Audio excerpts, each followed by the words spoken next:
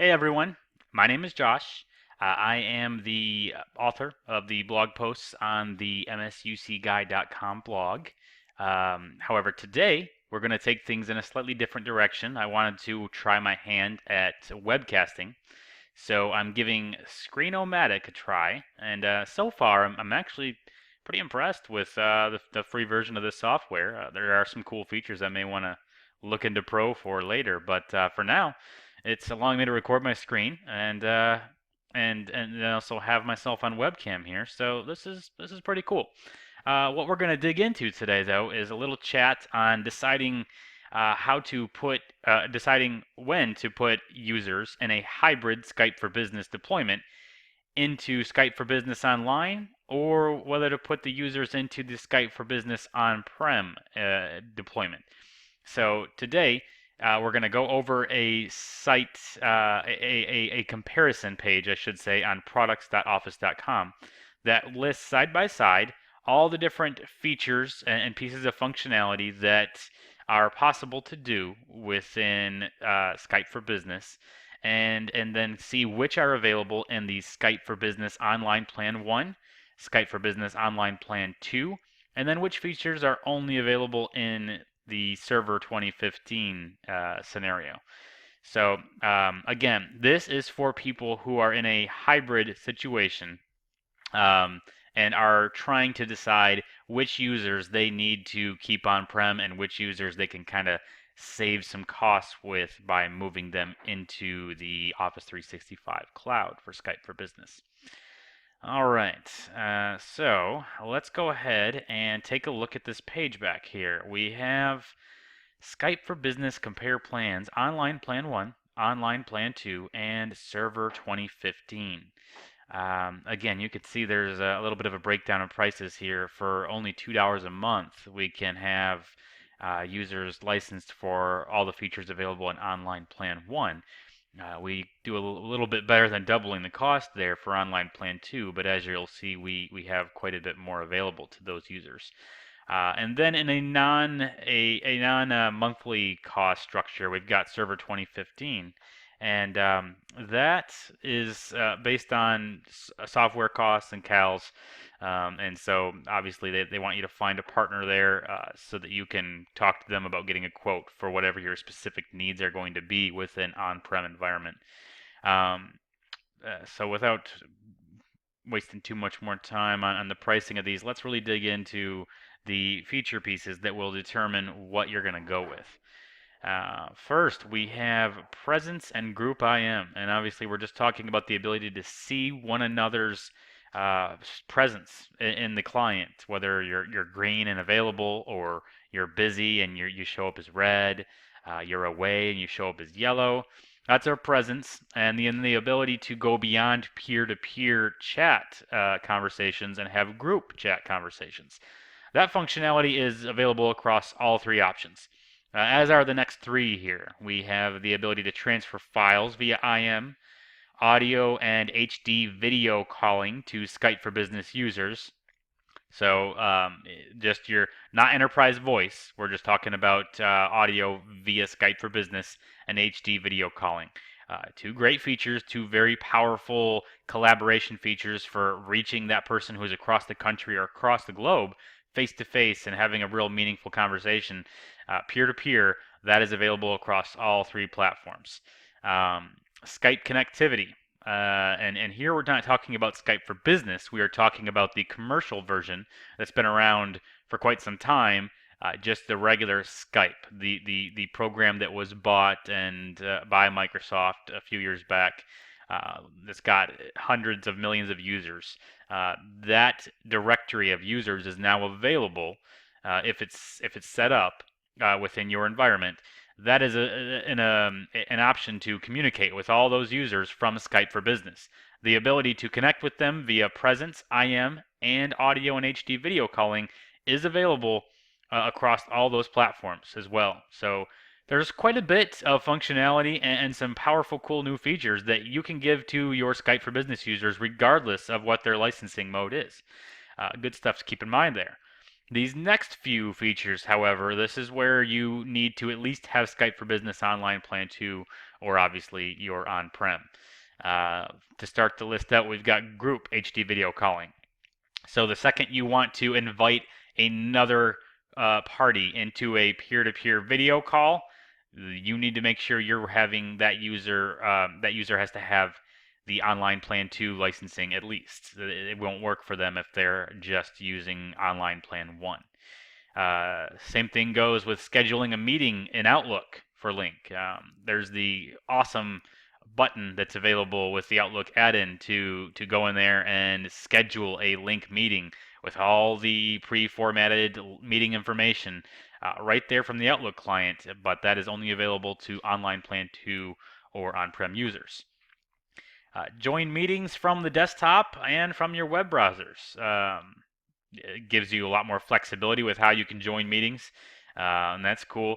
The join meetings anonymously from web browsers, the ability to have anonymous participants is powerful, especially for organizations that are looking to invite. Maybe they're doing sales or demos, and they want to invite people outside of the organization into the meeting. This is where that feature is handy. Meeting controls for presenters and meeting lobby for attendees, desktop application and whiteboard sharing. Those are awesome features for conferencing, by the way. I don't know if your users or you have ever taken much advantage of that or are aware that it's there, but the ability to go into a meeting and then share out your desktop or another application that's not your desktop, or even pull up a brand new fresh whiteboard and start drawing things out, adding pictures in, marking it up. That is just super awesome and an amazing way to collaborate with users online in these meetings. That's there for both Office 365 and on-prem users. But again, you need to have that Skype for Business Online Plan 2 licensing at least. Remotely control others' desktops. That's really awesome. That still having a user being hybrid in the cloud, you can control their desktop if they're logged into Skype for Business Online and are in a meeting with you. That's just super powerful and amazing that Skype for Business Online has reached that point. The record audio and video in meetings. Again, there may be compliance concerns with recordings, whether or not it can be done, and as long as you have Skype for Business Online Plan 2, or your users are on-prem users, then you can record the audio and video in those meetings. Now we get into some features that are just on-prem features. Mostly. There are some caveats I need to throw in here because I think this comparison page is a little bit outdated.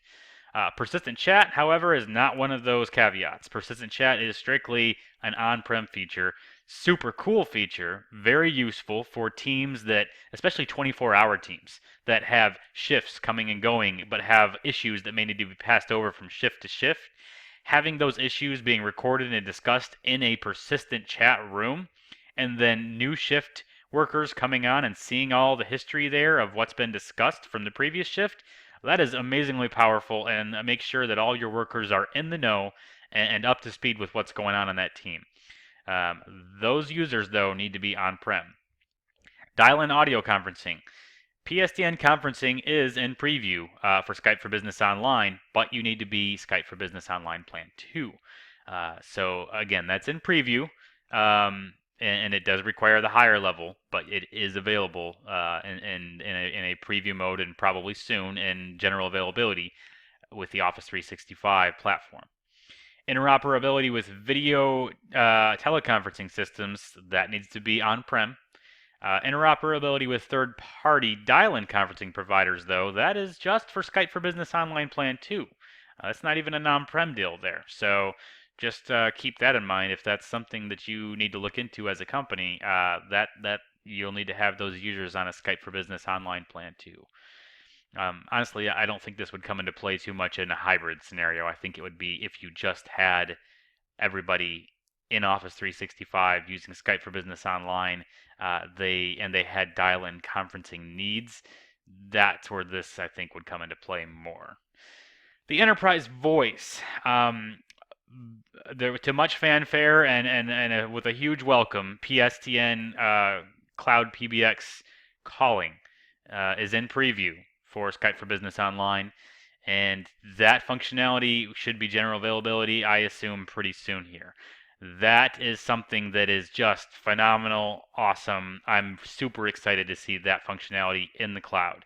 I wrote a blog post on it a couple months back. You may want to go check that out for kind of a brief walkthrough on what it's like, how simple it is to set up, and what it looks like in the portal.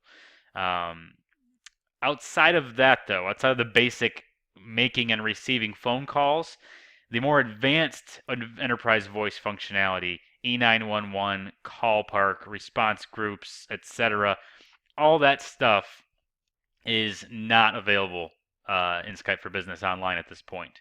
And I don't know how much of it is going to even have that possibility in the future and when that may come about. For now, the solid story when it comes to achieving that functionality is that you need to have the users who have that requirement in the on-premises environment. So that's kind of what it is. That's usually enterprise voice and persistent chat are usually the big deals that make people lean towards an on-premises location for their hybrid users. Um, Outside of that, as you can see, most of the needs that you would have for your users, you can achieve by keeping them in the cloud using the Skype for Business Online plan too. That's exciting, save your company quite a bit of in costs and licensing, and gives you the flexibility that you need in this hybrid world that we're living in these days. So, any rate, thank you for taking the time to tune into this, to watch it through. I hope this helps kind of break things down as far as what you may or may not need as you're approaching the definitions of what your hybrid environment is going to look like. And I hope to do another one of these little videos for you guys on something else, a little more in-depth, a little more robust, maybe a how-to sometime soon. Till then, we'll see you around. I'm sorry. We'll see you around was completely the wrong way to end that. It's supposed to be stay techie, my friends. So I may not say it with quite the swagger that the Dos Equis most interesting man in the world does, but stay techie, my friends.